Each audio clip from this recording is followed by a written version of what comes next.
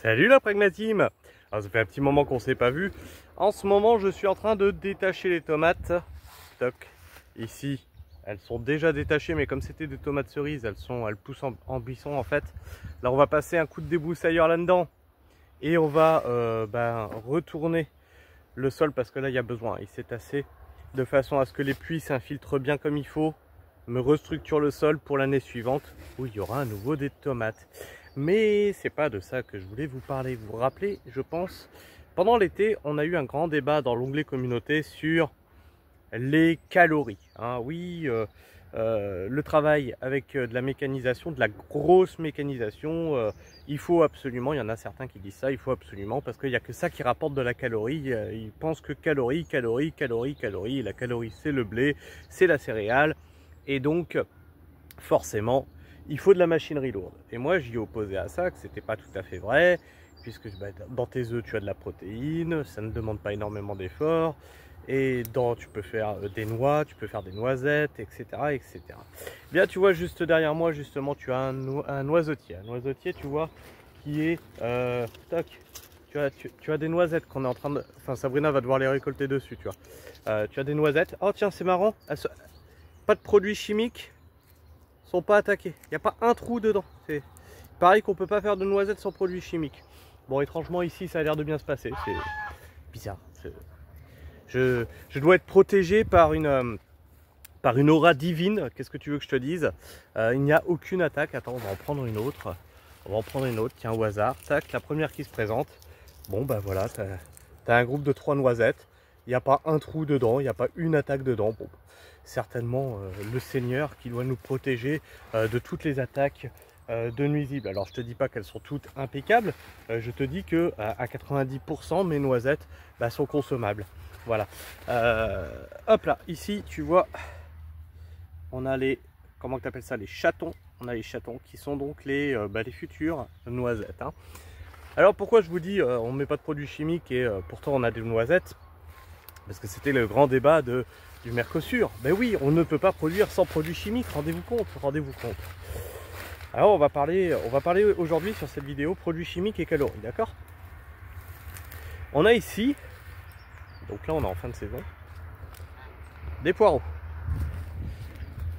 On a ici des poireaux. Christophe, comment tu te débarrasses de la mouche du poireau? Alors tu vois, mes poireaux ne sont pas du tout attaqués par la mouche du poireau, zéro. Rien, que dalle. Mais alors Christophe, comment tu as fait? Bon, Christophe il a passé zéro produit. Même pas un, comment tu appelles les huiles essentielles. Parce qu'il y en a qui font des huiles essentielles et ça les protège. Eh bien je fais quelque chose que personne ne fait.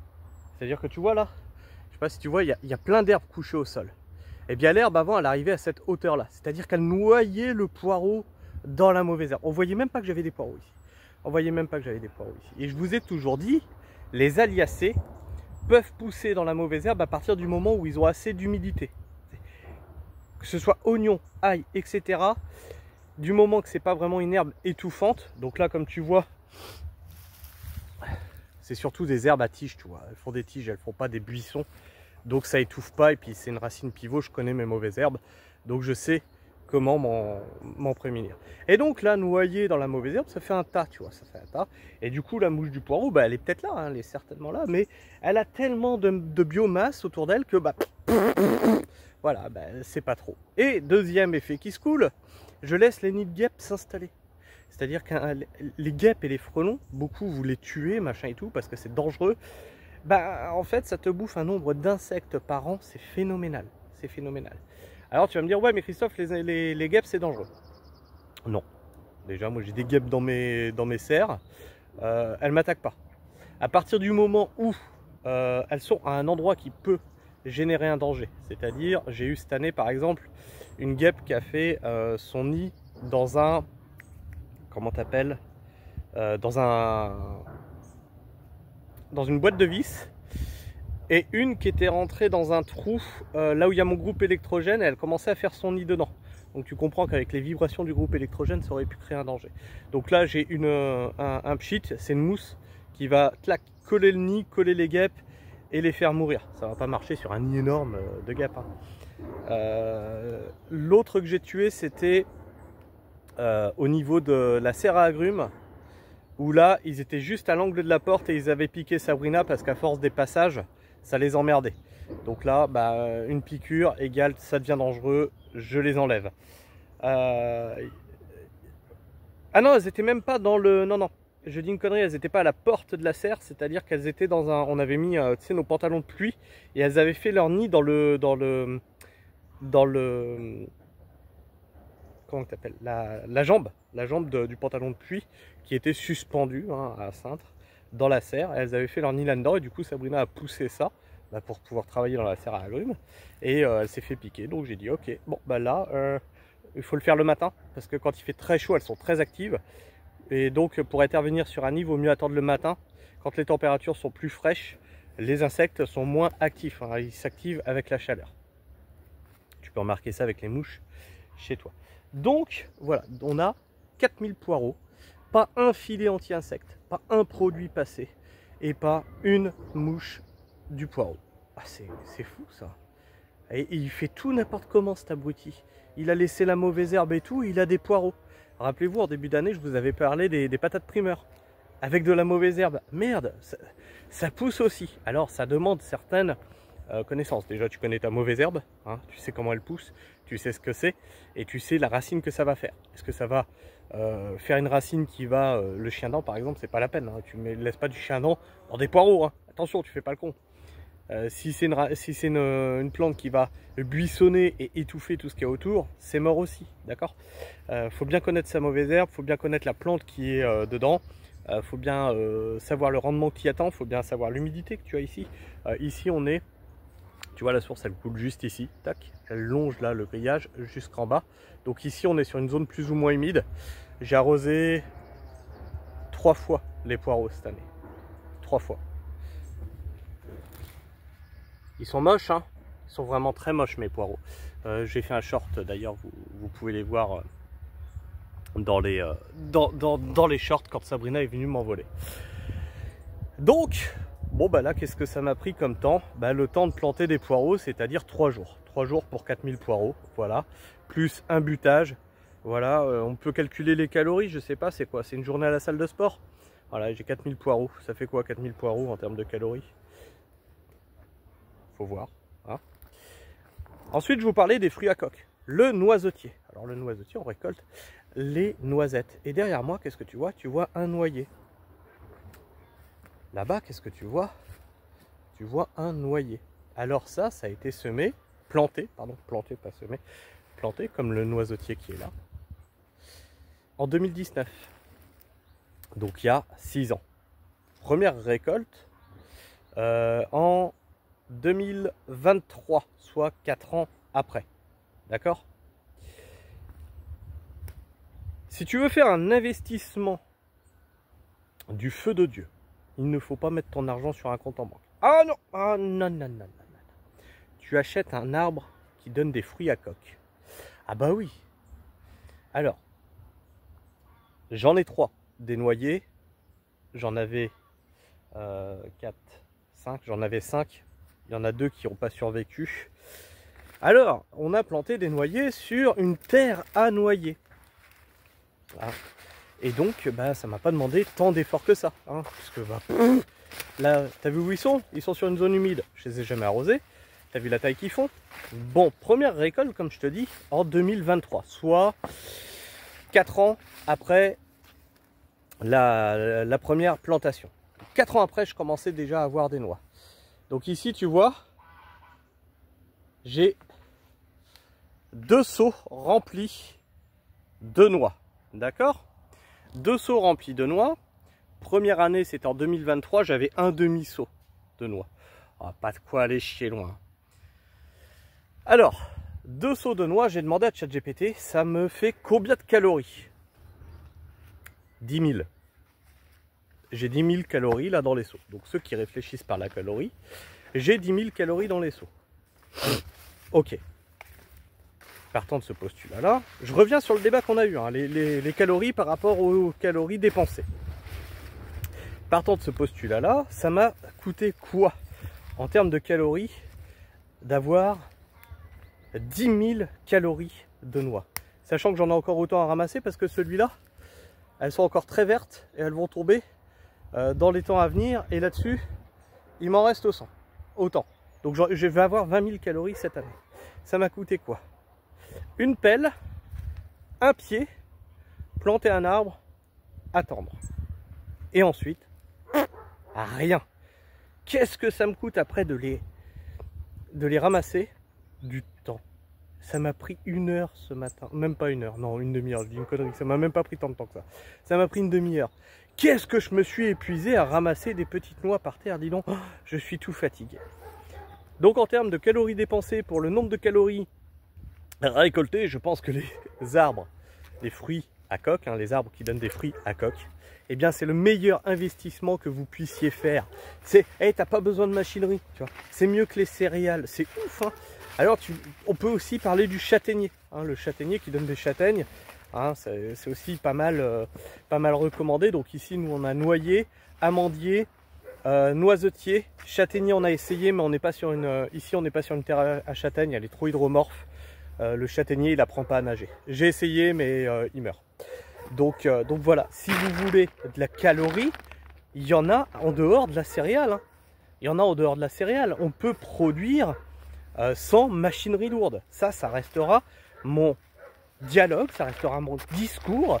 Ici, je produis des salades, pas de machinerie lourde. J'ai qu'une motobineuse. Là, il n'y a qu'une motobineuse qui est passée. Alors, après, tu vas me dire, ouais, mais Christophe, tu nous as déjà parlé d'avoir un tracteur. Oui. Oui. Si j'ai le terrain d'1 hectare à côté, ça voudrait dire que j'ai 1 hectare 6. Tu comprends bien que là, bah, si je veux pas y passer ma vie, il faut que j'aille sur un tracteur. D'accord? Mais toi, en tant que particulier, si tu veux développer de la calorie, t'as pas besoin d'un énorme tracteur, de machin, de surface pour faire de la céréale. Tiens, mes 3 arbres, mes 3 noyers, ils prennent quoi? Ils prennent 1 mètre carré au sol. Alors vous allez me dire, ouais mais Christophe, les noyers, t'es gentil, mais les noyers, il n'y a rien qui pousse sous un noyer. Alors je vais vous donner la technique, parce que ça aussi, c'est entièrement fou. Donc là, on est sur mon noyer du bas. Donc tu vois son pied, moi je te dis, il prend 1 mètre carré, mais il prend même pas 1 mètre carré. Est-ce que tu vois les poireaux qui sont en dessous? Est-ce que tu vois les poireaux? Est-ce que tu as l'impression qu'ils ont plus de mal à pousser qu'ailleurs? Bah non. Alors comment ça se fait? Bien, en fait, quand tu as un arbre, ces zones sont travaillées. Ces zones sont travaillées, là, pour planter des poireaux, tu es obligé de travailler. Bien, quand tu as un arbre, si tu veux pas être con, tu passes ta motobineuse au plus profond que tu peux, à 1 mètre autour, de façon à ce que l'arbre il reste bien ancré, mais pour forcer ses racines à plonger. Parce que forcément, hein, si je laisse ses racines aller jusque là, il va me pomper de l'eau jusque là, bien entendu. C'est la même chose avec la haie bocagère, je passe tous les ans un coup de motobineuse assez profond pour péter toutes les radicelles qui essaieraient d'aller pomper l'eau là où la terre est plus meuble, plus perméable, et donc là où je veux faire mes légumes, hein. Ma haie bocagère m'apporte du frais, m'apporte de l'ombre. Je veux pas qu'elle me pompe de l'eau, d'accord? Elle va la pomper de l'autre côté, là, du côté chemin de terre. Ça, j'en ai rien à foutre, elle peut y aller. Là-bas, on va aller à l'autre noyer, tu vas voir, tu vois. Est-ce que ça empêche les choses de pousser? Mais pas du tout, pas du tout. À partir du moment où tu sais ce que tu fais. Hein, la permaculture te dit pas de ne jamais intervenir, ça c'est des conneries ça. Alors, le noyer il est là, toc. Est-ce que tu trouves que mes poireaux sont moins beaux qu'ailleurs? Là on est au pied du noyer. On est au pied du noyer là, on peut pas être plus près. Il paraît qu'il n'y a rien qui pousse autour d'un noyer. Alors tu vas me dire, oui mais Christophe, le noyer c'est pas le problème de pomper l'humidité, c'est le problème de la jugulone qu'il met dans le sol. Très bien. Bah, apparemment j'en ai pas, ils font pas de jugulone ceux-là. Bah si.